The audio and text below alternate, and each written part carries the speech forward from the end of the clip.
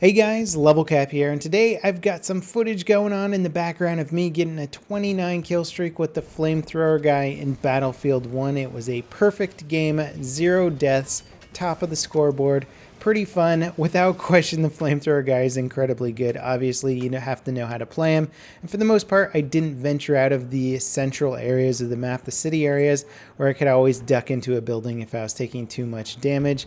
And I gotta tell you, once the Flamethrower guy's inside of a building, it is almost impossible to take him out because his damage in close quarters is absolutely insane. So that was basically my philosophy when playing him, was just whenever you get into a tricky spot, run inside and kill anybody who comes running through that door, which is not too hard to do when you got that flamethrower. Now, I thought I'd leave this video a little bit more open format. I've spent pretty much the entire day playing the Battlefield 1 open beta, and I love that it's now an open beta. It means that pretty much everybody who wants to play the game is going to be able to play the game, and the multiplayer servers are starting to feel a little bit more natural rather than just the hardcore player base in there trying to fight over vehicles and playing everything as effectively as possible. We've got a nice mixture of sort of novice or casually interested players and then the hardcore players, and it really is feeling good. It's feeling like a Battlefield game, although it does feel considerably different than our previous Battlefield games. I mean, Battlefield 4 did play out considerably differently than Battlefield 1, and although gameplay change-ups can feel a bit off-putting, especially when you're really enjoying the previous game, I have to say that I'm absolutely loving the way that Battlefield 1 is playing out.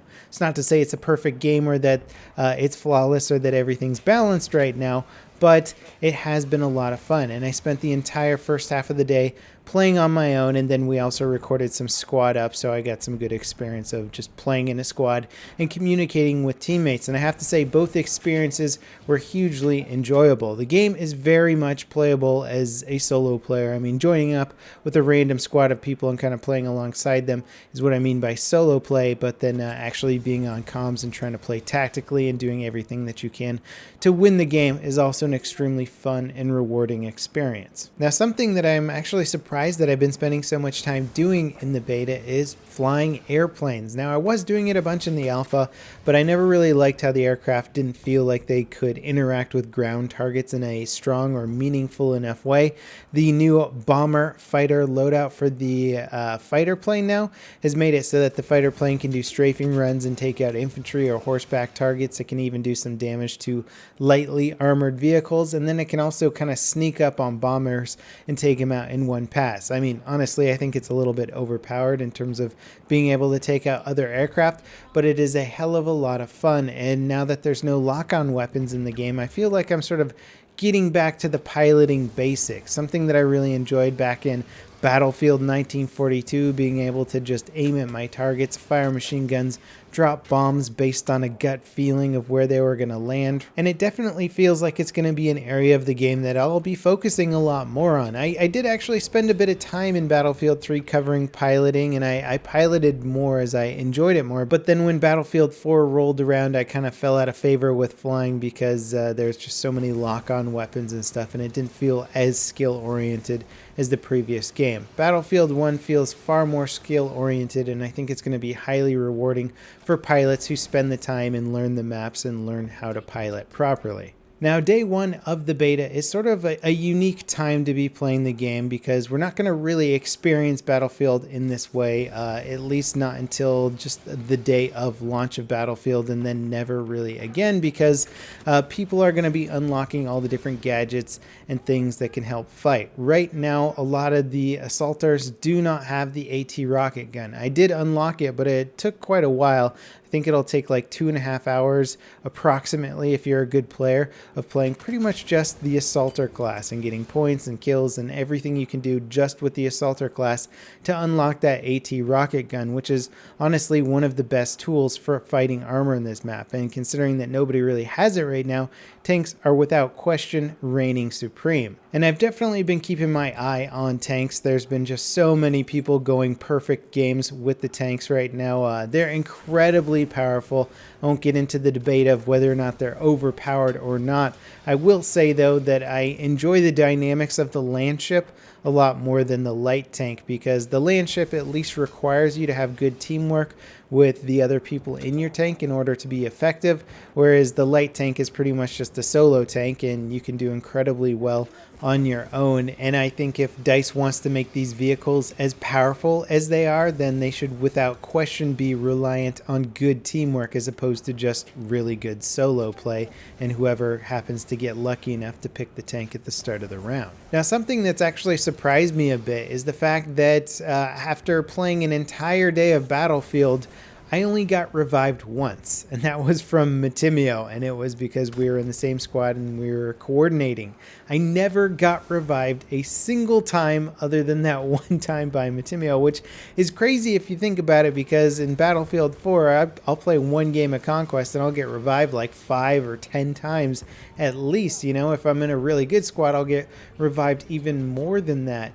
And so that sort of lack of reviving has been an interesting change up in the way that Battlefield is being played. And I'm sure a big part of that is due to the fact that lives don't really matter with the new Conquest system now. If you die, you're not losing a ticket for your team, so there's not a huge benefit to reviving.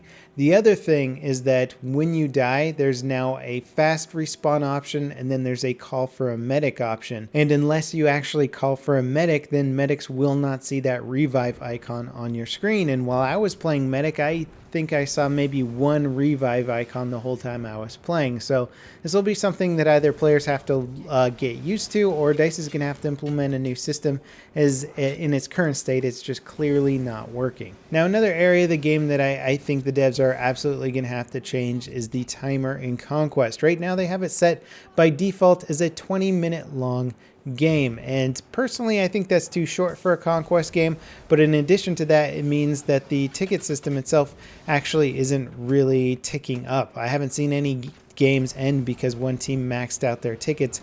It's always been the 20-minute timer sort of ticking down, and then the game ends. And in my opinion, this just doesn't leave enough time for teams to sort of realize that their current strategies are failing and kind of come back from stuff and have these epic comebacks or turnarounds and stuff like that. They always just feel a bit too quick to me, and I feel like most of the time our teams are just getting their strategies online and then the round is over. And I definitely feel like Conquest just naturally to me feels like a longer game mode, and I hope DICE either increases the time limit on it or just gets rid of the time limit in official server settings and just makes it a ticket limit. And I think that'll create more interesting games where you're not limited by the time, but rather the score. And funny enough, the side effects of having these shorter Conquest rounds, and especially the behemoth mechanic, is that when the behemoth comes in, it's usually only in the game for like a minute or two, and it hasn't been in long enough for one team to take full advantage of it, or even for the enemy team to take it down. I don't think I've ever seen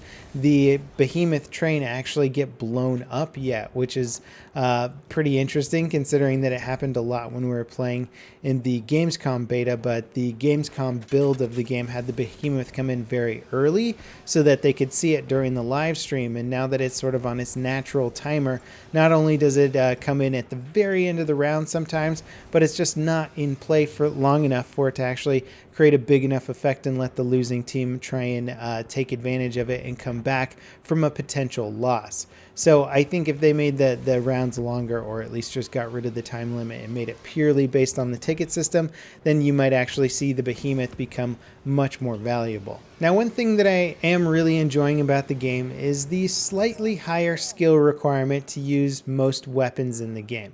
Now, the little SMGs are arguably some of the easiest guns to use, and they're also incredibly good in close quarters, but they also require you to stay at close quarters. So each class has to sort of be played to its strengths, but much more so than previous Battlefield games. So if you're using a bolt action rifle, you got to have your skill with the bolt action, you got to hit your shots. If you're using the medic class, which was previously the most popular class, I don't think it's going to be anymore, you still need a lot of skill to use their sort of DMR style weapons. Some of them have full auto modes, but they still shoot very slowly. early, so you need a lot of skill to be good with them. Same with the machine gun class and the assaulter class, you have to know your engagement distance. It's sort of a great balancing factor, and I'm finding that the game gunplay seems to be a better representation of skill, where Battlefield 4, I mean, any noob could pick up an AEK or an M416 and just mow people down, no problem, as long as they got behind them.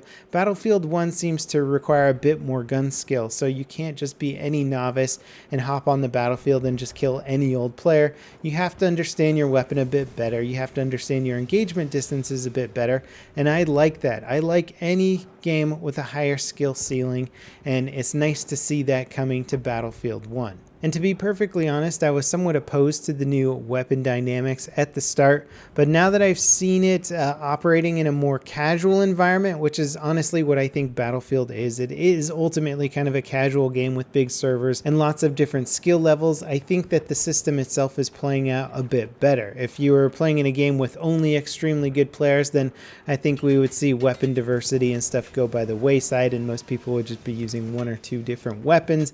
But right now, when everybody's trying out all the different guns and classes and stuff, I think the system is working out really well. We'll have to wait and see what happens, you know, at the end of the day when everybody unlocks all the guns and we figure out what some of the best weapons in the game are. Then I think they'll probably have to take another stab at rebalancing some of the guns and stuff like that, but that is kind of the case for just about any shooter out there. DICE has really taken a considerably different approach when it comes to weapon design philosophy for this game, and I think it will pay off in the long run. I'm quite excited to play more of this game. I'm going to be playing the beta every single day that it's out, capturing as much gameplay, making as many videos for you guys, and hopefully stockpiling a whole bunch of stuff to show you in between while we're waiting for the final launch of this game. Stay tuned to my channel for many more Battlefield 1 videos. I hope you guys enjoyed this sort of free format video and the Flamethrower gameplay. If you managed to pick this up on B point, remember to use it wisely. Don't go out in long range areas. Stick close to the city, and I promise you will be rewarded. Anyway, thanks for watching, guys, and I'll see you next time. This is Level Cap signing off.